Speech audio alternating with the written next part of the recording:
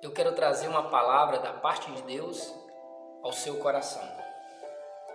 O texto se encontra na Bíblia Sagrada, no livro de Jó, no capítulo 1, no versículo 1, que diz assim a palavra de Deus: Jó era um homem íntegro e reto, um homem temente a Deus e que se desviava do mal.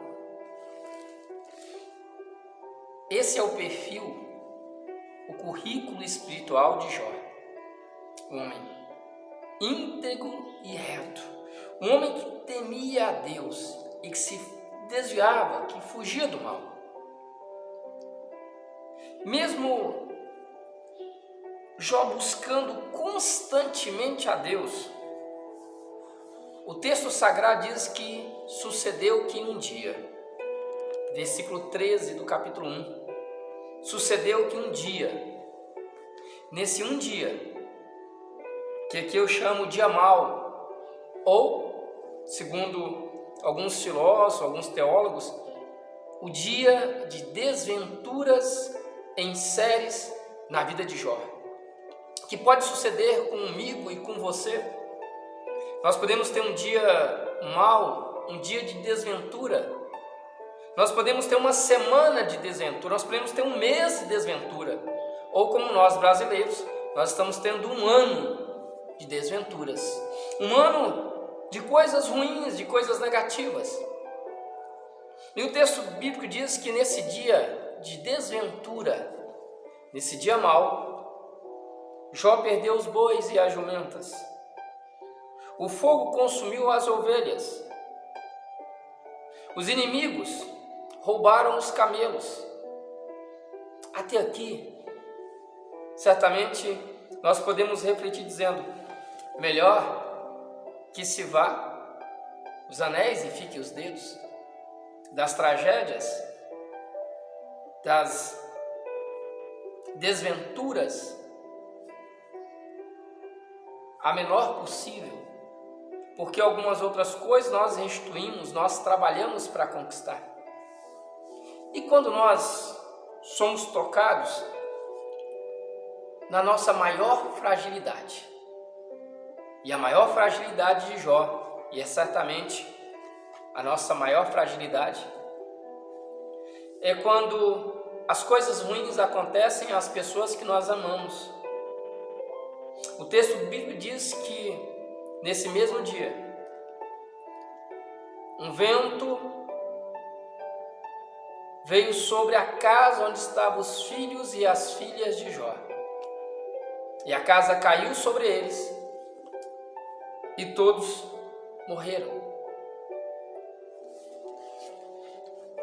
Lições preciosas para a nossa vida que nós podemos tirar desse texto e que se aplica à minha e à sua vida. Primeiro, o texto diz que Jó constantemente levantava de madrugada, oferecia holocaustos a Deus e se santificava. Nós precisamos nos santificar diante de Deus, porque mesmo Jó sendo um homem tão bom, tão reto, tão justo na presença de Deus, ele ainda continuava sendo um ser humano, sujeito às aflições dessa vida, sujeito às incertezas da história, sujeito à ferocidade da natureza e das pessoas. Jó, sendo um homem virtuoso, poderia se arrogar o direito de dizer: mas eu, Senhor, sou um homem íntegro, reto, eu sou um homem justo, eu sou um homem de um coração generoso. Eu perdoo. Eu tenho o meu coração diante de Ti, Senhor. Enquanto foram os bens materiais, mas os meus filhos, Senhor, as nossas virtudes, não nos garante que nós iremos viver a nossa existência sem passar por aflições. As aflições fazem parte da formação da nossa existência. As aflições estão presentes na nossa vida. E elas virão de várias maneiras, certamente virão. Porque o Senhor Jesus, o Mestre, disse: no mundo tereis aflições. E as nossas virtudes não nos garantem superar as aflições da vida. Mas nós aprendemos com Jó como experienciar as aflições antes e depois. Antes, o texto bíblico diz que Jó, pelas madrugadas, buscava a face do Senhor, se santificava, orava e clamava a Deus. Depois das aflições, o texto bíblico diz no versículo 20 do capítulo 1: então Jó se levantou, rasgou o seu manto, raspou a cabeça e lançou-se em terra e adorou. E adorou. Essa é a condição daqueles que se reconhecem como profundamente vazios de si. A espiritualidade nos ensina a nos esvaziar de nós mesmos. É a kênose, a qual Paulo escreve à igreja de Filipe, aos filipenses. Jesus era de condição divina, mas ele não se apegou à sua condição, ele se esvaziou a si mesmo, se fazendo humilde, se fazendo servo, se fazendo obediente até a morte, e morte de cruz. As aflições dos justos, as aflições dos filhos de Deus, as aflições daqueles que amam o Senhor, que se desviam do mal, não passam despercebidos diante da face amorosa do nosso Deus.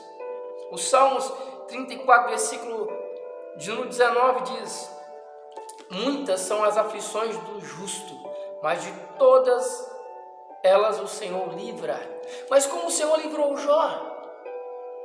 O Senhor livrou Jó dando forças para que ele passasse por essa situação.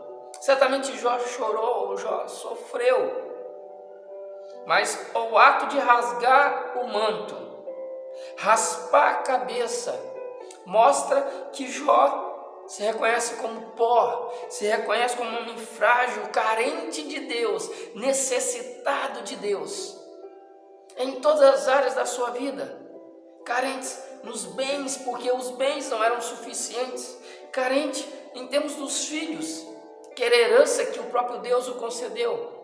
Nada temos, nada somos, tudo pertence ao Senhor, tudo é dele.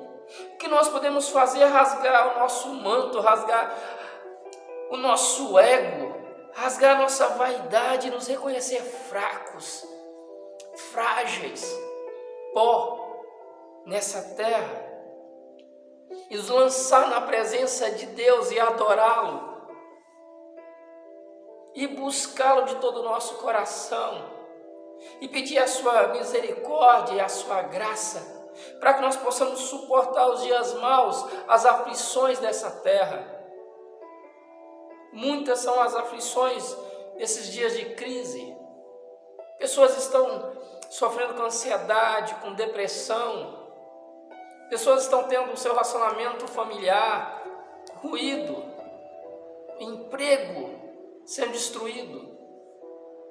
Mas nós aprendemos pela palavra de Deus a nos esvaziar, a rasgar o nosso ego e reconhecer que nós somos frágeis, nós somos carentes de Deus.